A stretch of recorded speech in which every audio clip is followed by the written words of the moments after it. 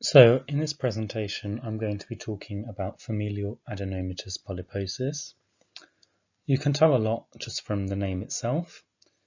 So familial from the Latin familia, adenoma, which is the Greek adon meaning gland, plus oma as a sort of tumour or mass, and polyp from the Latin polypus, which itself comes from a Greek word meaning many feet, plus osis as a Greek word for an abnormal state or condition. This is what I'm going to be talking about in the presentation. So, familial adenomatous polyposis affects 6,000 people in the UK. So that's kind of 1 in 10,000, 1 in 15,000, and different sources can give higher or lower numbers on that. It runs in families, but around a quarter of people don't have any family history, so they might have a de novo mutation, so from Latin meaning new. And these people will have usually between 500 and 2,500 adenomas in the large intestine, as you can see in the image. And these usually sort of start to appear in teenage years. And what actually is the adenoma? It's a polyp with dysplastic cells. So dys meaning bad, and plasia, a Greek word for moulding or formation. And they don't have any invasion, but they still have sort of the morphological features of cancer. And in FAP, bowel cancer is inevitable without treatment. So cancer, meaning crab, as we've discussed before, usually the average age for cancer to occur would be about 39 in these people. And it makes up about 1% of all bowel cancers. There are also other forms such as attenuated FAP, where the polyps appear about 10 years later than normally. And there are other related conditions such as one with a different gene which is recessively inherited. So this is an autosomal dominant disease. Auto, Greek word meaning self, and soma, Greek for body. And it occurs on the APC gene, which is Adenomatous polyposis coli, a tumour suppressor gene found on chromosome 5. Chromo meaning colour, and again soma body, because the chromosomes are stained under the microscope. And the location of the mutation within the gene determines the number of polyps and the time frame over which they develop. So the first hit would be a germ cell mutation in utero. Mutation comes from a Latin word meaning to move or to change. And then there's a second hit, which is an acquired abnormality in the somatic cells, unlike sporadic bowel cancers where both of those hits would be acquired after birth in the somatic cells.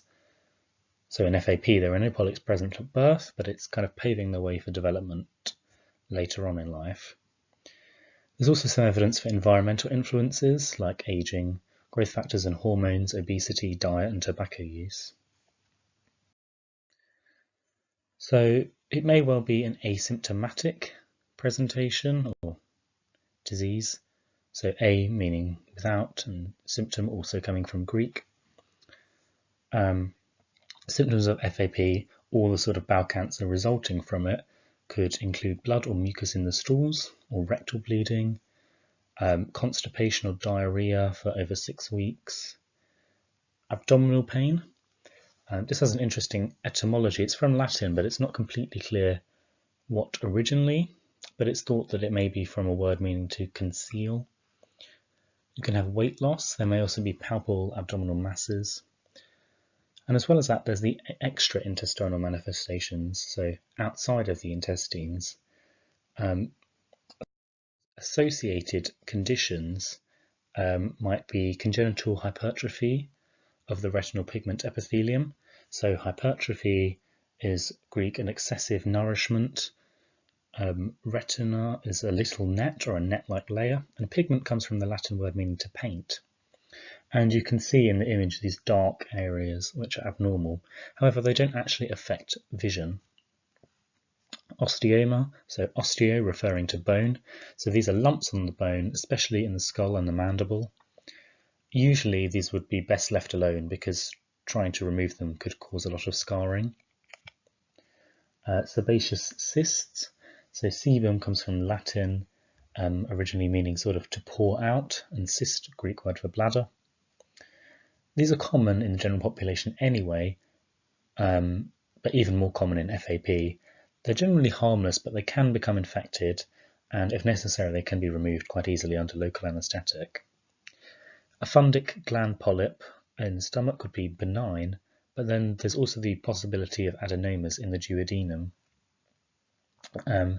So this means there's a risk of cancer, and very high risk over the lifetime. Duodenum comes from the Latin duodenum digitorum, meaning a space of 12 digits, which is supposedly the length of the duodenum.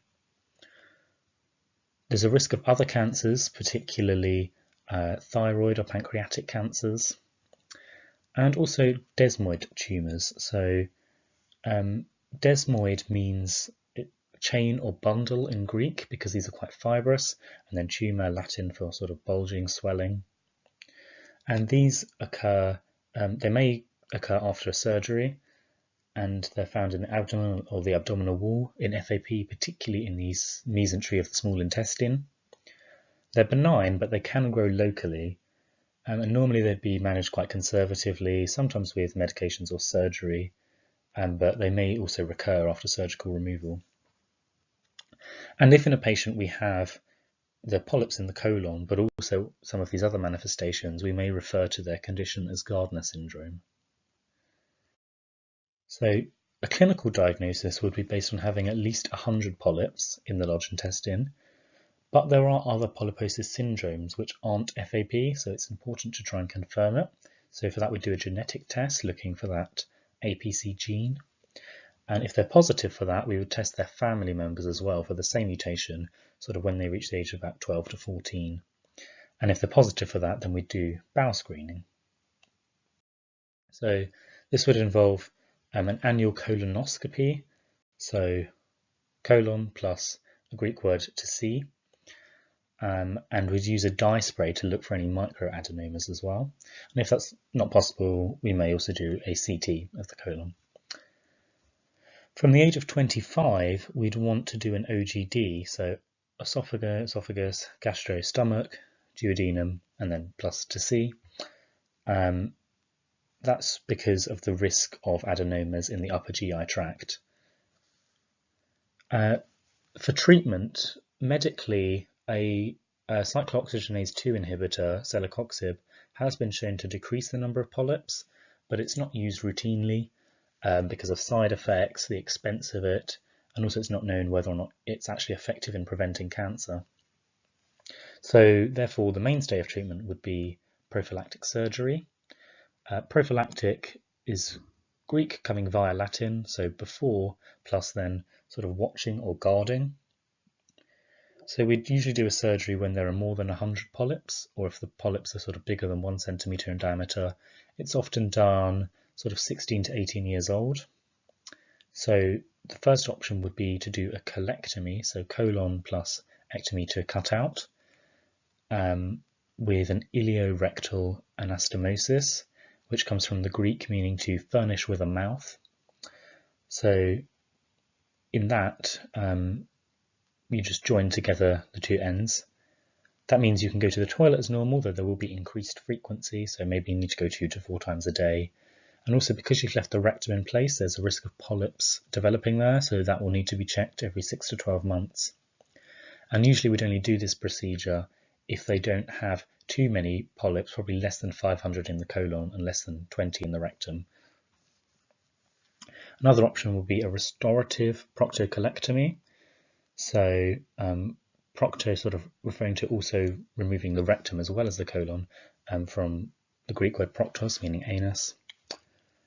And the rectum would be replaced with a pouch from the ileum. So what you'd have is you'd make an ileostomy and leave that for about 3 months to heal, and then have another surgery to connect up the ileum with the pouch that you've made. And again, this means you can go to the toilet as normal, although the frequency would be increased about 6 to 8 times a day potentially. You may need antidiarrheal medication, and you'd need yearly checks of the pouch. So we'd usually do that in more severe forms of FAP.